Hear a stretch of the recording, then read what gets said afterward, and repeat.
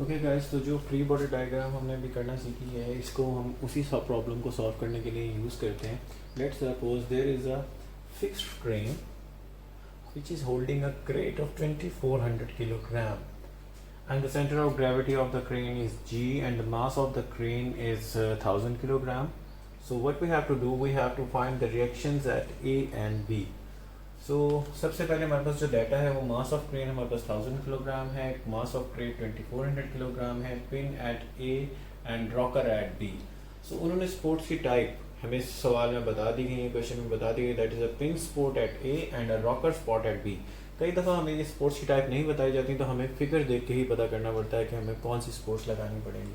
Centre of gravity G है और हमारा फाइंड आउट क्या करना है, components of reactions at A and B. So अभी हमने लास्ट बोर्ड पे पढ़ा था कि पिन स्पोर्ट जब भी हो it offers two reactions, and इससे पिछले बोर्ड पे था कि रॉकर स्पोर्ट जब भी हो it offers one reaction with a known line of action. So अगर हम इसकी फ्री बॉडी डायग्राम बनाएंगे तो सबसे पहले हमने क्या करना था कि हमने इसको आइसोलेट कर लिया, यानी इसको डिटैच कर लिया स्पोर्ट से. उसके बाद हमने जो हमारी एक्सटर्नल फोर्सेज हैं वो बतानी है. एक्सटर्नल फोर्सेज हमारे पास सिर्फ एक लग रही है, दैट इज दिस,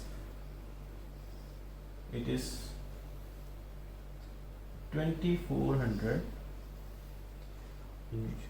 किलोग्राम, जबकि ये डाउनवर्ड है तो it should be multiply by 9.81, that is gravity. तो इसका हमारे पास क्या आ जाएगा, it will B 23.5 kilo Newton. तो ये हमारे पास वेट ऑफ क्रेट आ जाएगा. ठीक है जी. इसी तरह हमारे पास अब हमने क्या करना था, जो भी हमारे पास इंटरनल फोर्सेस लग रही थी या अननोन रिएक्शंस, जो हमारे पास इंटरनल फोर्सेस हमारे पास दैट इज ग्रेविटी जी, जो कि वेट का कर रही है. सो वेट ऑफ क्रेन जो होगा वो होगा 1000 multiply by 9.81 is equals to 9.81 kilo newton. So ये प्रोसेस इंपॉर्टेंट है. अगर आपको मास दिया हुआ तो आप उसे लाजमी ग्रेविटी से मल्टीप्लाई करें ताकि वो वेट में आ जाए. सो हमारे पास ये आ गए. अननोन रिएक्शंस हमारे पास कौन कौन से थे. ए ऑफर्स अ पिन स्पोर्ट, यानी ए के अंदर दो रिएक्शंस होंगे. कौन कौन से, एक्स और वाई डायरेक्शन में. ये इसे इस तरफ जाने नहीं दे रहा, ठीक है. तो हमारे पास ये इस तरफ पीछे नहीं आने दे रहा. Whatever you want to say, A x और दूसरा ए वाई, दो रिएक्शन. अक्सर लोग कंफ्यूज होते हैं कि सर ए एक्स और ए वाई हमने एरो इस तरफ क्यों लगाया और ऊपर क्यों लगाया, हम नीचे या इस तरफ क्यों नहीं लगा सकते. तो इससे कोई फ़र्क नहीं पड़ेगा, सिर्फ आपके जो साइन होंगे वो नेगेटिव या पॉजिटिव हो जाएंगे जब भी आप क्वेश्चन के एंड में पहुंचेंगे. तो it doesn't matter. So don't confuse about the putting the direction arrow on A x और ए वाई. सेम इसी तरह बी है, तो बी एक ही ऑफर्स कर रहा है reaction, that is this one. इसे हम बी ही कह लेते हैं या बी एक्स कह लेते हैं. ये हमारे पास ए था, that is G and this is D. So यहाँ पे रॉकर सपोर्ट थी तो एक रिएक्शन आया और लास्ट पार्ट था हमारे पास फ्री बॉडी का कि हमें डायमेंशंस भी लिखनी थी. सो डायमेंशन यहाँ पे 1.5 मीटर था, यहाँ से लेकर यहाँ तक का 2 मीटर और यहाँ से एंड तक का 4 मीटर. So this is over free body diagram. तो पहला पार्ट किसी भी सवाल का यही है कि आपने फ्री बॉडी डायग्राम बनानी है. अगर आपकी फ्री बॉडी डायग्राम गलत होगी, आपके रिएक्शंस और सपोर्ट सही नहीं होंगे, तो आपका क्वेश्चन सही सॉल्व नहीं हो सकता. सो हमारे पास इस डाटा से हमने क्या करना है, components of reaction at A and B. So हमें ए एक्स, ए वाई और बी एक्स फाइंड आउट करना है. तो हमें किस तरह फाइंड आउट करना पड़ेगा, हमने अभी बात की थी कि 2 डायमेंशनल के अंदर हमारे पास इक्विलिब्रियम कब हो गया, जब हमारे पास summation F X is equals to 0, summation fy is equals to 0 and summation m is equals to 0. अब मोमेंट या कपल किसी भी एक पॉइंट पे, अब हम क्या करते हैं, हमने किस पॉइंट पे मोमेंट लेना है. मोमेंट होता है force multiply by the perpendicular distance. Moment हम किसी भी पॉइंट पे ले सकते हैं, बट हमारी कोशिश ये होनी चाहिए कि मोमेंट हम उस पॉइंट के अलॉन्ग लें जहाँ पे मैक्सिमम अननोन्स हो, ताकि ये हमारे पास जीरो हो जाए, क्योंकि इनका परपेंडिकुलर डिस्टेंस नहीं होगा. सो मोमेंट हम लेते हैं जी इस प्रॉब्लम के अंदर, summation M along A axis should be equal to 0. हम कहते हैं कि मोमेंट अलॉन्ग ए एक्सिस 0 है. मूवमेंट की डेफिनेशन है फोर्स इनटू परपेंडिकुलर डिस्टेंस। सो हम बारी बारी करना शुरू करते हैं। सबसे पहले हम देखते हैं हमारे पास कौन कौन सी फोर्सेज हैं। फोर्सेज हमारे पास है 1 2 3 4 5। इन 5 का कोई ना कोई परपेंडिकुलर डिस्टेंस ए से होगा, ऐसे क्या। सो हम उसी को फाइंड आउट करने के लिए ये सारा काम कर रहे हैं। तो सबसे पहले हम फोर्स लेते हैं WC, that is wait of crate multiply by इसका परपेंडिकुलर डिस्टेंस ए के साथ। इसका ए के साथ जो परपेंडिकुलर डिस्टेंस है, अगर यहाँ पे एक लाइन है हमारे पास, तो ये जो टोटल डिस्टेंस होगा ये क्या होगा, WC का परपेंडिकुलर डिस्टेंस। ये डिस्टेंस कितना है, इट इज 4 + 2, 4 + 2 दैट इज, हम यहाँ पे लिख देते हैं 6 मीटर। अब सिर्फ यही नहीं, हमारे पास मूवमेंट जो होता है उसकी डायरेक्शन भी होती है कि हमने पॉजिटिव लेना है या नेगेटिव लेना है। नॉर्मली जो हमारे पास डायरेक्शन होती है, हम कहते हैं कि काउंटर क्लॉकवाइज काउंटर क्लॉकवाइज जो है वो हमारे पास पॉजिटिव है एंड क्लॉकवाइज जो है वो हमारे पास नेगेटिव है। तो इसको कैसे फाइंड आउट करना है, इसको फाइंड आउट करने का तरीका बहुत आसान है। काउंटर क्लॉकवाइज मतलब घड़ी की सिमत, घड़ी की उल्टी सिमत, और क्लॉकवाइज जो होता है वो घड़ी की सिमत। आपकी मर्जी है, आप क्लॉकवाइज पॉजिटिव लेना चाहते हैं तो आप ले सकते हैं, but you have to mention like this. Clear है। तो सबसे पहले क्या करेंगे, आप ए पे पॉइंट रखेंगे, ए पे एक पेन रख लें अपना रजिस्टर का, उस पर ए पे फिक्स कर लें। अब जो WC है, अगर ये पेन हमारा थोड़ा सा लॉन्ग होता तो WC इसे यहाँ पे लग रही है, ऐसे ये ऐसे नीचे से खींच रही है और ये इसे इस तरह घुमा रही है। तो ये कौन सी डायरेक्शन है, इट इज क्लॉकवाइज और anti clockwise. This is clockwise direction. तो क्लॉकवाइज हमने क्या लेना है, नेगेटिव लेना है। क्या लेना है जी, नेगेटिव। तो क्लॉकवाइज जो हमारा ये वाला नेगेटिव आ जाएगा। उसके बाद बात करते हैं जी, हमारे पास दूसरी फोर्स कौन सी है, that is WCR, wait of crane. Wait of crane multiply by इसका परपेंडिकुलर डिस्टेंस ए से कितना है, इसका परपेंडिकुलर डिस्टेंस ए से ये है, तो ये कितना हुआ 2 मीटर, मल्टीप्लाई बाय 2 मीटर। अब बात ये कि ये पॉजिटिव होगा या नेगेटिव होगा। अगेन वही काम कि ए पे पेन पकड़ें, ठीक है, और जहाँ पे WCR लग रहा है उसे उस तरह करके देखें तो इट विल बी क्लॉकवाइज। और क्लॉकवाइज क्या है हमारे पास, नेगेटिव है। क्लियर हो गई यहाँ तक बात। और कौन कौन सी फोर्सेस लग रही हैं, फोर्सेस लग रही हैं बी का परपेंडिकुलर डिस्टेंस ए से ये शो किया हुआ कि बी अगर इस डायरेक्शन में है तो इसका परपेंडिकुलर क्या होगा, इस डायरेक्शन में होगा, जो कि 1.5 है। सो BX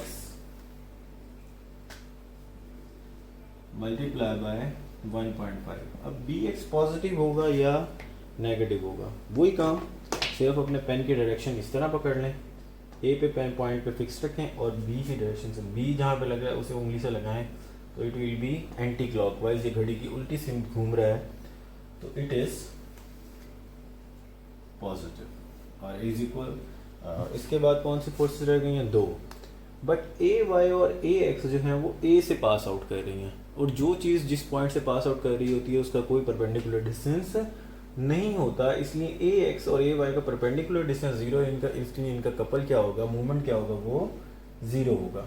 ये देखें ना कि A इसी में से पास कर रहा है, AX भी इसी में से पास कर रहा है, तो इनका कोई मूवमेंट आ ही नहीं सकता। इसीलिए हमने ये पॉइंट लिया कि AX और AY 0 हो जाएं और हमें बाकी 3 फोर्सेस के लिहाज से वैल्यूज मिल जाए, तो it will be equal to 0। और मैं आपकी आसानी के लिए यहाँ पे लिख देता हूँ प्लस और माइनस AX इंटू 0 प्लस और माइनस जो भी वैल्यूज हैं AY is equal to into 0 is equal to movement should be equal to 0।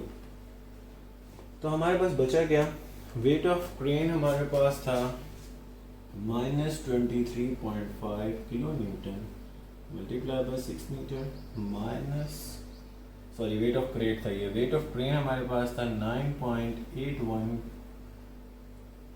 Kilo newton multiply by 2 metre plus BX into 1.5 metre is equal to 0।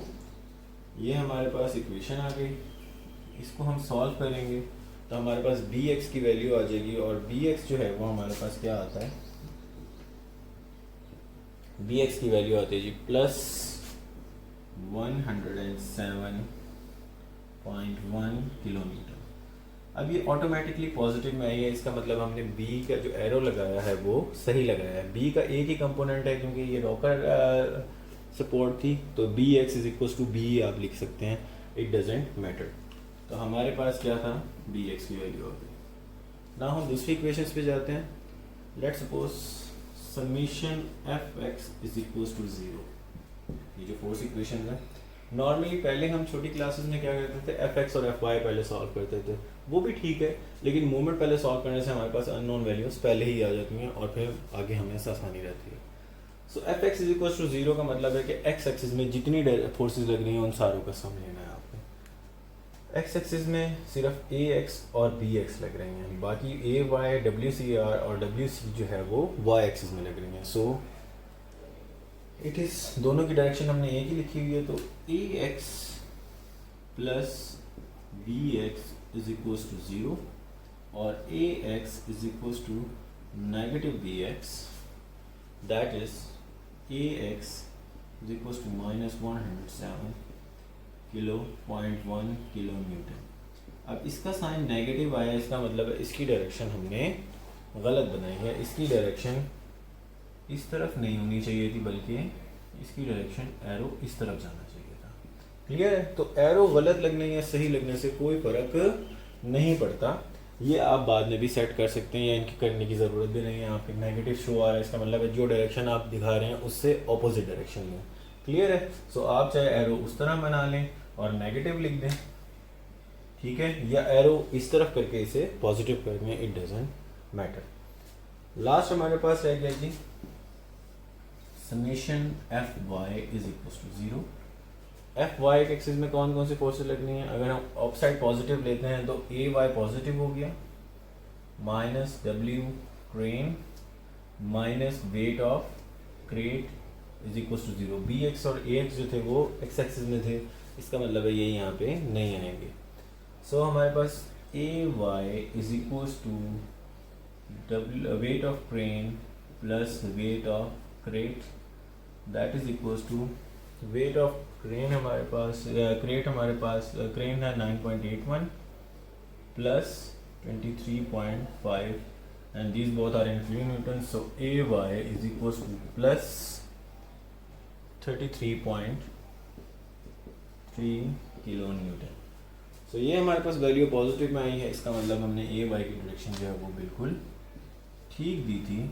तो ये हमारे पास तीनों reactions answer आ गए। अब आप इसको चेक भी कर सकते हैं कि आप ए वाई ए एक्स और बी एक्स की वैल्यूज़ इन इक्वेशंस में डालें और अगर ये 0 ही आती है तो इसका मतलब है आपका आंसर ठीक है, और अगर 0 नहीं आती तो इसका मतलब है आपकी कैलकुलेशन में कोई मिस्टेक है। तो इक्विलिब्रियम के प्रॉब्लम आप खुद भी चेक कर सकते हैं वेदर इट इज़ क्लियर और not. So this was sample problem 4.1 of your book.